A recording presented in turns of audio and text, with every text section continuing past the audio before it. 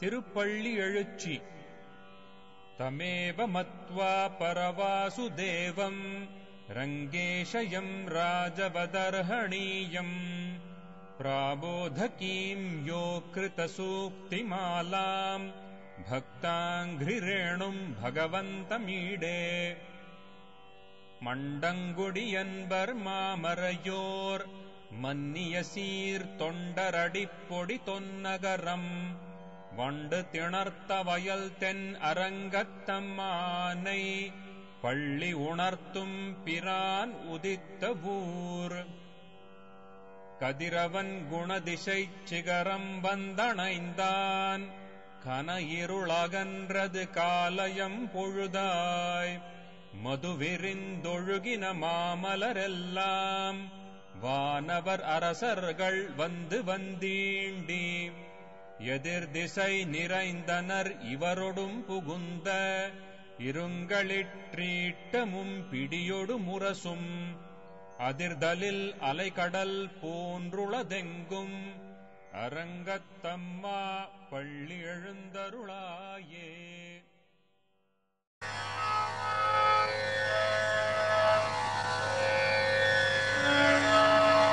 ஸ்மரவாரம் வாரம் மானச ஸ்மரவாரம் வாரம் மானச ஸ்மரவாரம் வாரம் மானச ஸ்மரவாரம் வாரம்.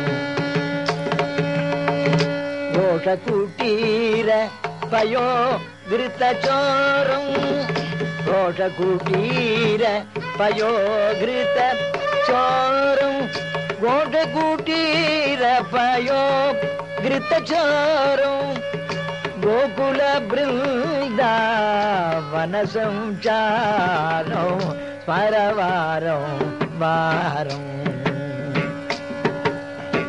பரமஹம்சஹ்ருத் பஞ்சரகீரம் பரமஹம்சஹ்ருத் பஞ்சரகீரம் படுத்தரதேனுக பகசௌகாரம் ஸ்மரவாரம் வாரம்.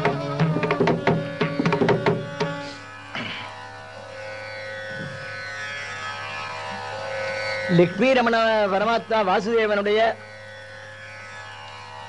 சரணாரவிந்தங்களிலே அன்பு, நாத்தெழும்பேர் அவனுடைய தழைத்த திருநாமத்திலே ஈடுபாடு, இதனாலே இம்மையும் சாதிக்கலாம் மறுமையும் சாதிக்கலாம் என்று அறுதியிட்டு சொல்லுகிறார் சதாசிவேந்திர சரஸ்வதிகள். ஸ்மர வாரம் வாரம் ஸ்மர நந்தகுமாரம். பரமாத்மாவை காட்டிலும் பரமாத்மாவனுடைய நாம சங்கீர்த்தனத்துக்கு ஏற்றம் ஜாஸ்தி. பகவான் செய்யாத காரியங்களை எல்லாம் அவனுடைய திருநாமம் தலைக்கட்டு செய்துவிடும். இதுதான் தொன்று தொட்டு வந்த மரபு. இதை பிரபஞ்சத்திலே வெளியிட்டு காட்ட வேண்டி பரமாத்மா தான் தசாவதாரம் பண்ணினார் போலே ஒரு அபிநவ தசாவதாரம் பண்ணினான். ஒரு புது தசாவதாரம் ஆழ்வார்களாக தன்னை ஆக்கி கொண்டான். பரமாத்மாவுடைய ஹேதிகளும் பூஷணங்களும் நித்திய சூரிகளும் பூமி முதலான பிராட்டிமார்களும் மண்ணுலகத்திலே மனுஷ வர்க்கங்களாகத்தான் தோன்றி தெளியாத இருக்கிற வேத தத்துவார்த்தங்களை எல்லாம் தெள்ளிய தமிழ் மறையிலே பாடினார்கள். இவர்களுக்குள்ளே தொண்டரடி பொடியாழ்வார் என்ற விப்ரநாராயணர் தன்னுடைய வாழ்க்கை முழுவதும் ஸ்ரீரங்கநாதனுடைய கைங்கரியத்திலே ஈடுபட்டு நந்தவனம் வைத்து மலர்களாலே அவனை ஆராதனம் பண்ணி பாமாலையும் பூமாலையும் அவனுக்கு சூட்டி கிருதார்த்தராக போனார் என்ற விற்த்தாந்தமாக ஆகும் தொண்டரடிப்புடி ஆழ்வாருடைய வைபவம். ஆழ்வார் அவதாரம் பண்ணின கஷேத்திரங்களை எல்லாம் குறிப்பிட்டு சொல்லுகிறது முன்னோர்களுடைய மகாகாவியங்கள். பூதலம் புகழ் புள்ளம் பூதங்குடியின் பாங்கள், பூதலம் புகழ் புள்ளம் பூதங்குடியின் பாங்கள், பொலிந்து விளங்கும் திவ்ய நகரும், கோதிலாத மண்டம் கூடியனும் பாடியதை கூறலாம் எவற்றிலும் சீகரம். மண்ணங்குடி என்பர் மாமனையோர் மன்னிய சீர் தொண்டரடிப்பொடி தொல் நகரம் என்று கூறுகிறார்கள் முன்னோர்கள். இவர் அவதாரம் பண்ணின ஒரு கிராமத்தை பெரிய நகரம் என்கிறார். ஏன் நகரம் என்று கூறுகிறான் என்றால் ஒரு காரணம் உண்டு. விலமதிக்க முடியாமல் இருக்கிற பொருள் எங்கு பெறுகிறோமோ அதுதான் நகரம். இந்த ஆழ்வாரை போலே ஒரு பக்தரத்தம் எந்த நாட்டிலேயும் கிட்டாதாகவே தொண்டரடிப்படி தொன்னகரம் என்று கூறுகிறார்கள் நம்முடைய பூர்வாச்சாரியர்கள். அந்த கஷேத்திரத்திலே காவிரி கரையிலே ததோ மகன் ஸ்ரீமதி சோழ தேசே கவேரஜாயஸ்தடசிம் நிகச்சித் கிராமோஸ்தி மண்டங்குடி நாமதேயா யத்னாசதே சப்தசதானி விப்ராக. காவிரி கரையிலே அமைந்திருக்கிற மண்டங்குடி என்ற ஒரு அழகான கஷேத்திரம், ஸ்ரீ ரங்கநாதனுடைய கோவில். 700 பிராமணர்கள் வாழ்ந்தார்களாம் அந்த நாளில.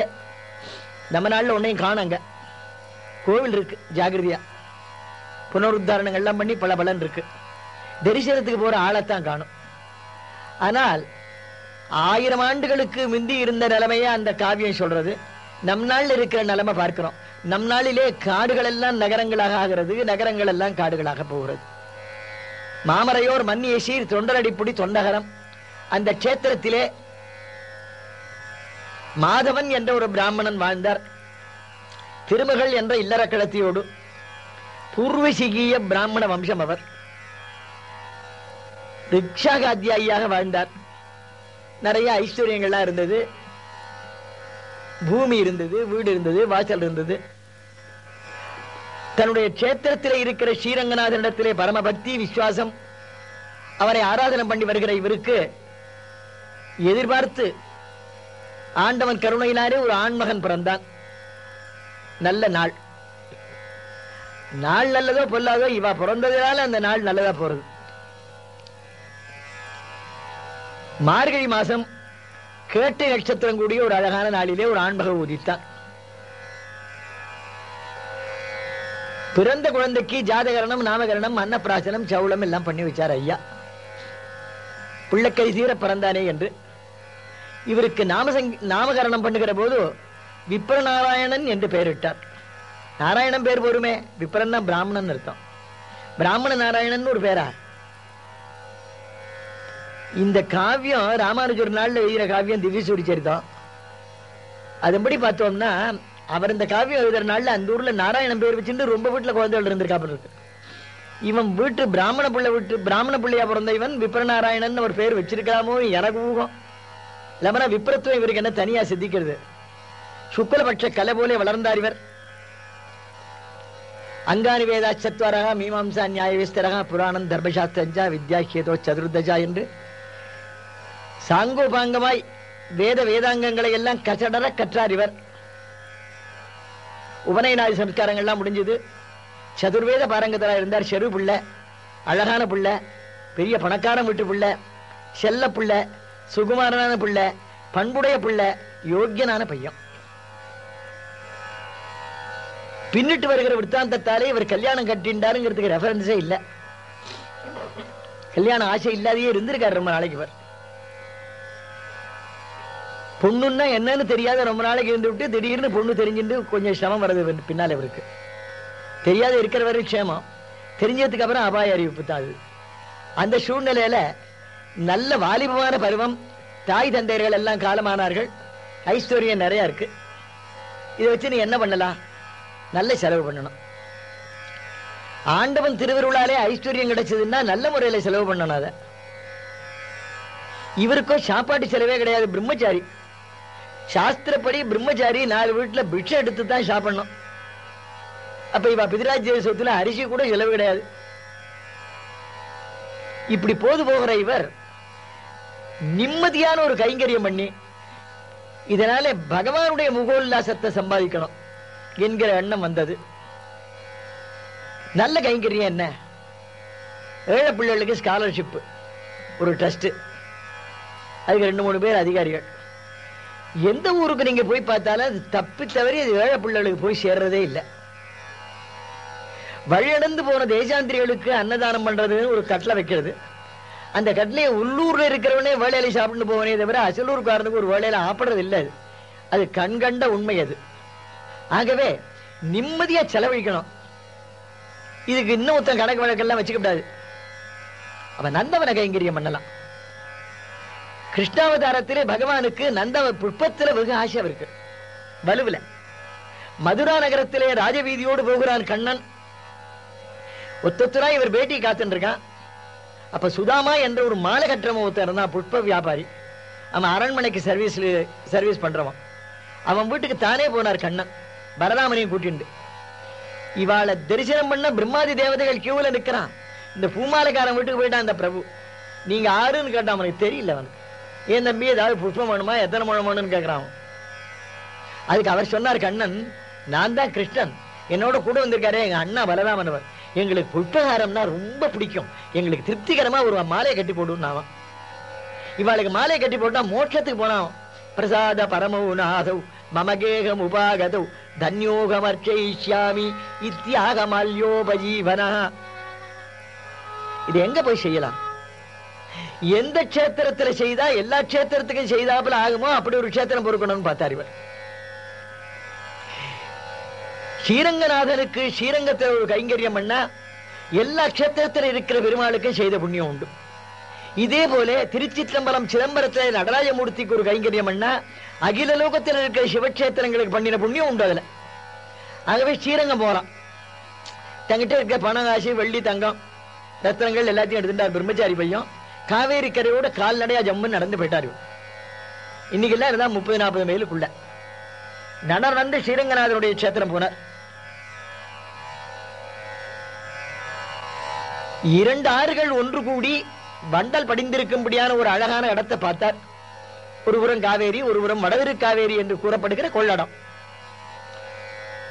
அந்த இடத்துல ஒரு நந்தவனத்தை போட்டா நிம்மதியா இருக்கும். அதுக்கு வேலையிலாம் கட்டினார் நிறையா, ஏராளமா. கஷ்டப்பட்டு தண்ணி பாய்ச்ச வேண்டாம். தண்ணி போருங்கிற அளவுல தண்ணி பாய்ச்சிட்டு இருக்கு. தண்ணியை வரவிட்டால் அடைச்சா போறோம். அவ வாழ்ந்த நாள் அதெல்லாம். நாம யாதவா பறக்கிற நாள்ல நம்ம பிறந்தோம், வாழவும் வாழறோம். என்னென்ன புஷ்பங்கள் அங்க இருந்தது? நிறைய துளசி இருந்தது, தாமரை குளம் இருந்தது, நீலோத்பல அருவிகள் இருந்தது, செங்கல் நீர் ஓடைகள் இருந்தது. இதெல்லாம் இப்பவும் அங்க இருக்கு. இத்தனை புஷ்பம் ரங்கநாத சுவாமி நித்தியம் போட்டுக்கிறார். செங்கல் நீர் முதலான புஷ்பங்கள்லாம் அவர் போட்டுக்கிறார். சந்தனம் பாரிஜாதம் அசோகம், சந்தனம் பாரிஜாதம் அசோகம், சந்தனம் பாரிஜாதம் அசோகம், சமந்தி அலரி தாழை அநேகம், சுந்தர முல்லை சூழ்ந்திடும் பூகம், சூரியகாந்தி துளபம் தமாலம், நறுமணரோஜா நாடும் தமாலம், ஞாழல் சம்பகம் நளினகிந்தாலம், உறையும் வில்லை நீலோத்பல ஜாலம், உத்தம விகசித வனஜ சுசீலம். இத்தனை புஷ்பங்கள் இருந்தது. இத்தனை மலர்களையும் தான் வாரி எடுத்துக்கொண்டு கூட எடுத்து மாலை மாலையா கட்டி சரசரமா தொடுத்து 2 வேளையும் ஸ்ரீரங்கநாதன் சன்னதிக்கு தானே போய் திருமாலைகளை எல்லாம் விடுவர், ஆராதிக்கிற புஷ்பங்களை எல்லாம் தருவர், சுஸ்வரமான சங்கீதத்தாலே ஆண்டவனை உபாசனம் பண்ணுவர், ஆலயத்தை வலம் வருவர், பிக்ஷா வேலைக்கு 4 வீட்டுக்கு பிக்ஷா வாங்கிட்டு காவேரி கரைக்கு வந்துருவர். எல்லாரும் இந்த பிள்ளைய ரொம்ப நல்லவன்னு சொன்னான். நல்லவன்னு கொஞ்ச நாளைக்கு சொல்றாப்புல ஆயிட்டு இவர் கதி.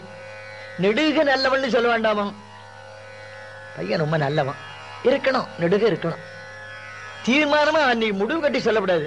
பின்னால அவன் என்ன ஆறானோ தெரியாது. இவன் இப்படி இருப்பன்னு நினைக்கல, என்ன அப்படி எல்லாம் போட்டான் அந்த பையன். நீ இன்னொரு நாளைக்கு நாமே அழறாப்புல ஆகப்படாதவன். அதை எழுதுறாரு இந்த கவி. புத்வா தரங்கேஸ்வர கிங்கரேஷு கண்யா அந்தரங்கேஷு ஜபைக்ஷவிருத்தி ஸ்ரீ புண்டரீகஸ்ய விதிச்சுராசி கிருத்தியம் ததந்த கரணானுகூலம். இவ்வாறு நிம்மதியாக இவர் வாழ்ந்து கொண்டிருக்கிற போது ஸ்ரீரங்கநாதனுக்கு ஒரு ஆசை. இந்த விப்ர நாராயணனை வச்சுன்னு நாம கொஞ்சம் விளையாடணும்னு ஆசை அவருக்கு சுவாமிக்கு. என்ன விளையாட்டு? கெளிமபூத் காச்சன கர்த்து காமஹ. ஸ்ரீரங்கநாதனாயிருக்கிற பரம்பொருள் இவனை வைத்துக் கொண்டு ஒரு விளையாட்டு பண்ண வேணும். இவனுக்கு புதுச்சா ஒண்ணு சொல்லித்தரணும் நான் சங்கல்பிச்சுட்டான். என்ன சொல்லி தரப்போறான்? இதுவரையில் இவருக்கு தெரியாதது ஒண்ணு பெண்ணுன்னா என்னன்னு தெரியாது இவருக்கு. ரிஷேஷங்க மகாத்மா மாதிரி. அவருக்கே பின்னால கல்யாணம் கட்டி வச்சுட்டா ராஜகுமாரி. இவர் எங்கேயும் பொன் கேட்க போகல. இவ அப்பா அம்மாவும் இல்லை இவருக்கு பொன் தொடறதுக்கு. யாரும் இவர் கல்யாணத்தை பத்தி கவலைப்படுறவா இல்ல. அழகான பிரம்மச்சாரி பல பலன்னு தந்த பொம்மை மாதிரி போயிட்டு இருக்கான். அவனுக்கு பொண்ணு கொடுக்கணும்னு யாரும் ஆசைப்படல. இந்த ஆசையில அவரு இருந்ததாக தோத்தல்ல நல்ல பால்யத்தை. அந்த நாள்ல சோழ சாம்ராஜ்யம் ஓங்கி நின்றது. உறையூர் தலைநகரமா இருந்தது. உறையூர்ல சோழ மகாராஜா சாம்ராஜ்யம் நடக்கிறது. ராஜ்யத்தில் அரண்மனையில ஏராளமான வித்வான்கள், விதுஷிகள், நாட்டியக்காரர்கள், கலாஞாரிகள், கலா நிபுணர்கள், இவர்களுக்கெல்லாம் ஸ்தானம். அரசாங்கத்தையே நம்பி இத்தனை கலைஞனும் வாழறான்.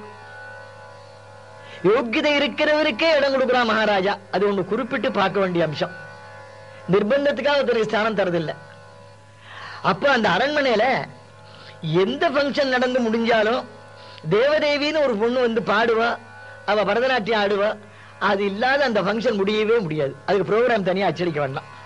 அரண்மனையில ஏதோ பங்கனாவே தேவதேவி பாடுவா, காதை திட்டின்னு போவான். முற்றும் துறந்த கிழவர்களும் போவா, ஞானிகளும் போவா. இந்த தேவதேவியினுடைய குடியிருப்பு இடையது கரம்பனூர் என்ற ஊர். நம்ம நாள்ல வடதிரு கொள்ளடம் தாண்டி அக்கறையில இருக்கிற உத்தமர் கோவிலுக்கு பேரு கரம்பனூர்னு பேரு. உத்தமர் கோவில்ல இருக்கிற பெருமாள் ஆழ்வார் பாடுற போது கரம்பனூர் உத்தமனேன்னு பாடுறார். ஆகவே உத்தமர் கோவில் பேரு. அங்க இந்த தேவதாசிகள் எல்லாம் வாடுற இடம் இருந்தது, விதுஷிகள் எல்லாம் வாடுற இடம் இருந்தது. ஏதாவது அரண்மனையில விசேஷம் வந்ததுன்னா இவ கொள்ளடத்தை தாண்டி ஒரு பரிசல்ல அண்ணாண்ட கொஞ்ச தூரம் நடந்து காவிரி தாண்டி அப்படியே உறையூருக்கு போயிடணும், அரண்மனைக்கு போயிடணும். அந்த முறையிலே ஒரு நாள் அரண்மனைக்கு போனா இந்த தேவதேவி பெண் ஆர்டிஸ்ட்னாவா உண்டியா அட்டியா போயிட முடியாத பந்தோபஸ்தா. இவளுக்கு கூட ஒரு அக்கா, அவளுக்கு பேரு பிரமரவேணின்னு சொல்றது இந்த மகாகாவியம். இவ அக்காவத்தி கூட, அவ அக்கா கூட இருந்தா தான் இவளுக்கு பாட்டு வரும். ஆனா அக்கா முன்னணியில இருந்து பாடமாட்டா. இப்படி எத்தனையோ వ్యక్తిகள் பாவம். ஒரு மிருதங்க காரி, ஒரு வயலின் காரி, ஒரு தம்புரா காரி, ஒரே பட்டாளம். பெண்மயமான ஒரு சாம்ராஜ்யம்.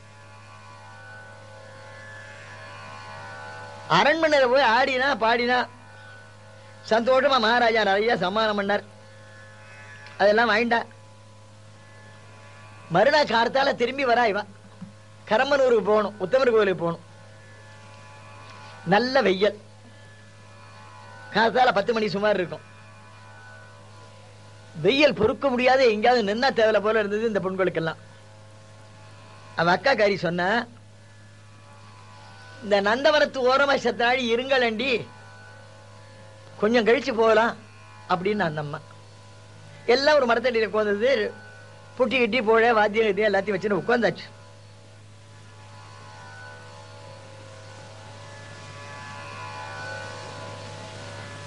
தேவதேவி கேட்டா, அக்காளை கேட்டா, இது என்ன அக்கா, இது நந்தவனமான்னு கேட்டாங்க. ஆமாண்டி, இது அழகான நந்தவனம். இது இந்த நந்தவனத்துலதான் இருக்கிற புஷ்பங்கள்லாம் ஸ்ரீரங்கநாத சுவாமிக்கு போறது. இந்த வழியா வந்தேனேனா இத்தனை நாளும் இந்த நந்தவனம் பார்த்ததே இல்லையே அந்த பொண்ணு. அவளுக்கு இந்த திருச்சுத்தி பார்க்கணுங்கிற ஆசை இல்லை, கலை ஒண்ணுலதான் ஆர்வம் அவளுக்கு. இருந்தாலும் கூட வந்த பரிவாரங்கள்லாம் வெளியில உட்காந்து வச்சுட்டு அக்காளும் தங்கைமா மெதுவா அந்த நந்தவனத்துக்குள்ள போய் நுழைஞ்சா. நந்தவனத்துல போய் நுழைஞ்சா இவ 2 பேருமா நந்தவனத்துல போறா. வாசனை அசாத்தியமான வாசனை, வெகு தூரத்துக்கு வாசனை அடிக்கிறது. இந்த நந்தவனத்தில் இருக்கிற புஷ்பங்களுடைய பராகங்களை தூக்கின்னா போறது அந்த காத்து. கூவன் நதிக்கரையிலேயே வருது அந்த காத்து. அப்ப சொன்னா இந்த பொண்ணு மகா ரசிகைவா, அக்கா அனங்க வீர குருதே சகாயம், மன்மதன் ஒரு தெய்வம் உயிரோட இருக்கணும் போல இருந்தா அக்கா இந்த தோட்டத்துலதான் இருக்க முடியும். பாரிஜாதம் முதலான எத்தனை மலர்கள் பகவானுக்கு அர்ப்பணத்துக்கு ஆகும்படியான எத்தனை மலர்கள் உண்டோ இத்தனையும் இருக்கதுல. பகவானுக்கு என்னென்ன புஷ்பந்தான் பூஜை பண்ணலான்னு ஒரு விதி உண்டு.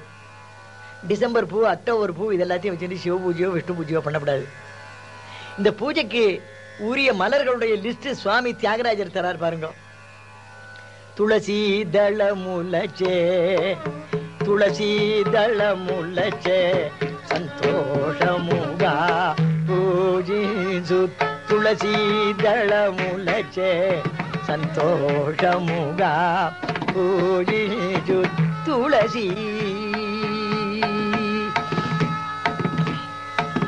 పలుమారు చిరకాలము పలుమారు చిరకాలము పలుమారు చిరకాలము పరమాత్ముని పాదములను துளசி தளமுலச்சே. புஷ்பங்கள் லிஸ்ட் எல்லாம் சொல்றாரு இவர். சரசீருக, புன்னாக, சம்பக, பாடல, குரபக, கரவீர, மல்லிகா, சுகந்தராஜ, சுமமுலு.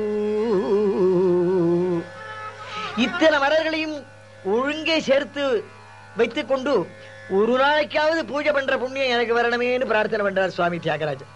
ஒரு புஷ்பம் குறையப்படாது, அத்தனை மலர் வேணுவேன்னு. இத்தனை புஷ்பமும் அந்த தோட்டத்துல பார்த்தா இந்த பொண்ணு. நந்தவனங்கள்லாம் சுத்தியாச்சு. வாடி தங்கைய கூப்பிடுறாய், வாடிம்மா. நந்தவனம் சுத்தி பார்த்தாச்சு, வேளையில வீட்டுக்கு போவோம். இத்தனை வீட்டுக்கு போயிருக்கணும் நம்ம, இப்போவாது வீட்டுக்கு போவோம். பாப்போம். திரும்பி வரபோது ஒரு புத்தி தோணித்து இந்த தேவதேவிக்கு, மகா புத்திசாலி, இது ஆண்டவனுடைய திருவருள். இதெல்லாம் அக்கா இவ்வளவு அழகா ஒரு நந்தவனத்தை கீப் பண்ணிட்டு இருக்காரு ஒரு புண்ணியாத்மா, அவன் எத்தனை ரசிகனா இருக்கணும். அந்த மனுஷனை கொஞ்சம் பார்த்தா என்ன, அவன் யாரு விசாரிப்பமே. ஏன்னா இந்த பண்டங்களை கீப் பண்றதை பார்த்தா அந்த ஆள் எப்படி இருப்பான்னு தெரியும். அதுக்கு இந்த பெரியவ சொன்னா, மகா வைராக்கியசாலி, ஞானம் நிறைந்தவர், பக்தி உள்ளம் ததும்பியவர், பர அரங்கனை தவிர வேறு யாரையும் கண்ணெடுத்து பார்க்க மாட்டாரவர். அவரை பார்க்கறதுல நமக்கு என்னமா லாபம், இந்த நந்தவனத்தை பார்த்து பிரதட்சணம் வந்ததே புண்ணியமா போச்சு. அப்படி சொல்லல, இருந்தாலும் அவர் அவர் யாருன்னு கொஞ்சம் பார்த்தா என்ன, கண்ணு என்ன பாவம் பண்ணிட்டு பார்க்கணும். கொஞ்சம் அப்படியே நடந்து போன, அங்க ஒரு சின்ன பண்ணசாலை இருந்தது, ஒரு குடிசை. அது உள்ள தலையை விட்டு பார்த்தா 10 கட்டு சமைத்து, 4 முட்டி தர்ப்பம், ஒரு மாந்தோல், 5-6 முண்டு, இது மாத்திரம் இருந்தது. இவ எதிர்பார்த்தாப்புல விசேஷமான பண்டங்கள் அங்க இருக்கல்ல. இவ எதிர்பார்த்தாப்புல இருக்கிற ஐட்டம்ஸே இல்லைங்க. ஆளையும் காணும்.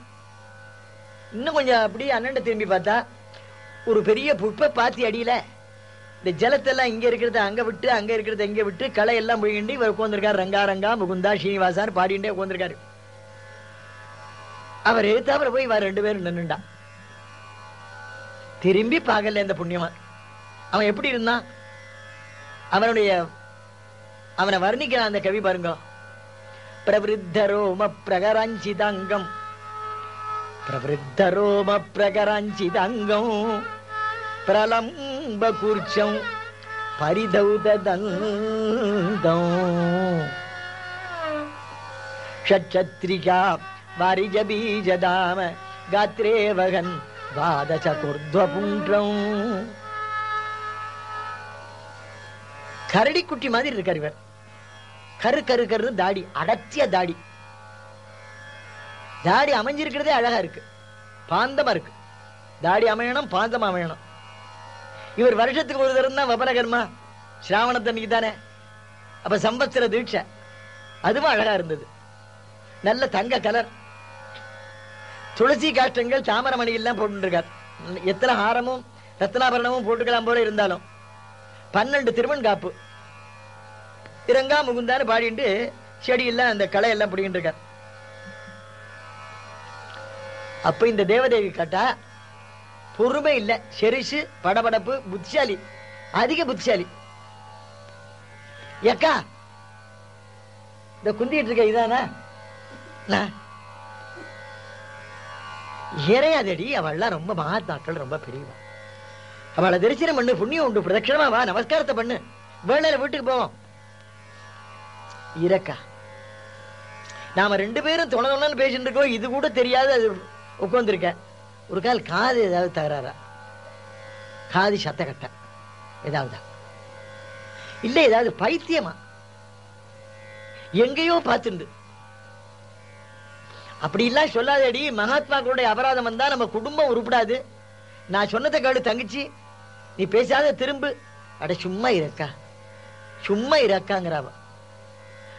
அக்கா ஆயாதான் சொல்லும், அம்மா அப்பா சொன்ன கஷ்டம் என்ன உதட்டு சாயம் போயிடும். உதட்டு அழக என்ன போடும்? அவளை நான் தான் அவரை பாக்குறேனே, தெரியுத மூஞ்சியில கிளி பிடிச்சாப்புல இருக்கு, ஆனா தெளிவா இருக்கு. செவிடு மாதிரி முகபாவம் இல்லை. செவிட பார்த்தா தனியா தெரியுமே. செவிடுன்னு ஒண்ணு வந்ததுன்னா அது தனியா பெக்யூலியரா தெரியும். அப்ப பாக்குறோம், இந்த சுந்தர மிகுந்த நந்தனவ நந்தனிலே இருப்பவர் இவர் யாரோ? இந்த சுந்தர மிகுந்த நந்தனவ நந்தனிலே இருப்பவர் இவர் யாரோ? அந்த ரங்கநாதன் தானை அந்த ரங்கம் கண்டவனும் அலியோ காமமிலியோ அதிப்பித்தம் கொண்டவனும் இந்த சுந்தர மிகுந்த நந்தனவ நந்தனிலே இருப்பவர் இவர் யாரோ? செரு பிள்ளையா இருக்கார், அழகா இருக்கார். இவரை விசாரிச்சுட்டு தான் நம்ம போகணும்னு தோன்றது எனக்கு. என்ன விசாரிக்கிறது? அவரை பேச வைக்கணும். எதிர்க்க போய் நிப்பமே. அவர் உன்னை பார்க்க மாட்டார், பேசவும் மாட்டார். நீ கோடி லட்சக்கணக்கான வராகங்கள் அவர் காலில் கொட்டினாலும் அவர் உன்னை பார்க்க மாட்டார், பேசவும் மாட்டார். தங்கச்சி சொன்னா, அவரை பேச வைக்கிறேன், என்னோட கூட வர சொல்றேன், நம்ம வீடு வரையில் அவரை கூட்டியாரேனா. பைத்தியக்காரி நடக்காது. இது ஏன் வேணும்? நம்பு. நிறைய பெரிய சதசெல்லாம் கிடக்கிறது, ராஜாங்க சம்மானம் வண்டி வண்டியா வர்றது. உனக்கு ஏண்டி உன்னை பார்க்கணும்னு 1000 பேர் தவம் பண்ணிட்டு காத்துருக்காண்டி கியூல. நாமெல்லாம் எங்கேயாவது தெருவில் எங்கேயாவது போனோம்னா போலீஸ் பந்தோபஸ்து ஒன்று இருக்கு, அத்தனை ரகலையில போறோம். இந்த பாவம் பரதேசி மாதிரி ஒரு பையன் உட்கார்ந்துருக்கார், தாடி மீசியம். இவரை போய் பார்க்கறதுல ஒரு என்னடிய ஆசை இருக்கு. உனக்கு தெரியாது அக்கா, உனக்கு தெரியாது. நாளைக்கு நான் வீட்டுக்கு வந்தா நீயே சொல்லுவேன், நான் ட்ரெஸ்ஸிங் டேபிள்ல நின்று ஏதோ அலங்காரம் பண்ணிட்டா என்னடி மினுக்கிற குளுக்கிற, இந்த நந்தவனத்து பையன் கூட உன்னை பார்க்கவே இல்லையடி அப்படின்னு அக்கா நீயே சொல்லுவ. நம்ம இயல்பு. ஆகவே அது கடன் கொடுத்துட்டு என்ன நான் வச்சுக்க மாட்டேன். நான் எப்படி அவரை அழைச்சின்னு வருவேன். அதுக்கு அக்கா காரி சொன்னா, நடக்காது. நடக்கும். நான் உன்னை விட பெரியவடி, இந்த விஷயத்துல எல்லாம் உன்னை விட பெரியவன் நான். உனக்கு அவரை முதல்ல பார்க்கணும்னு தோணித்தோ. இந்த நந்தவனை இப்படி இருக்கிறதுனால இந்த இதுக்கேத்தாப்புல அத்தனை அழகா இருக்கார் அவர். அதை நான் தானே கண்டுபிடிச்சேன். நீ பாத்தியோ இத்தனாலும்? இப்படி ஒரு பிள்ளை இங்க இருக்காரு, நீ பாத்தியோ? நான் தான் பார்த்தேன். அவர் பேசல. அவரை பேச வைக்கணுங்கிற ஆசை எனக்கு தான் வந்திருக்கு. அதை நான் செய்ய போறேன்.